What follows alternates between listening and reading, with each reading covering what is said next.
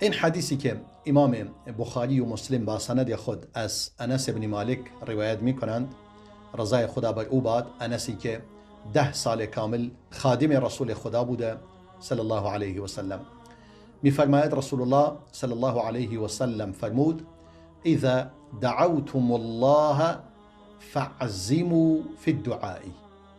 می فرماید اگر شما خدا را خواستی از خدا یعنی دعا کنید و از خدا چیزی بخواهید، سعی کنید در دعایتون به صورت قطعی از خدا چیزی را بخواهید، یعنی به صورت شک و اینها نباشد.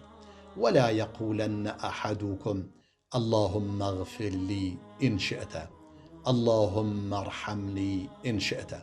هیچ کدوم از شما در دعایتون اینجوری دعا نکنید، بگویید خداوندا منو ببخش اگر خواستی، به من رحم کن اگر خواستی. اینجوری نه، بدون ان شئت بگوی اللهم اغفر لی اللهم ارحمنی اللهم اعف عنی، اینجوری گفته شود.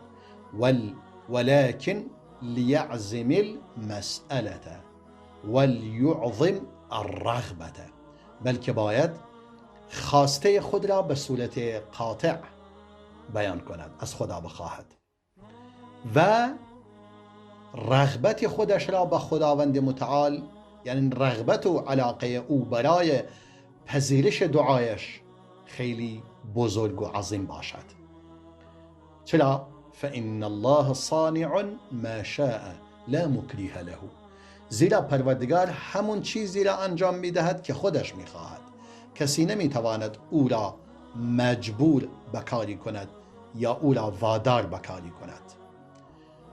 ولا یعظم علیه شیء اعطاه، و چیزی که میدهد برایش سنگینی نمی کند. بر پروردگار هیچ چیزی سنگینی نمی کند، هر چی را به بندگانش بدهد برای او آسان است.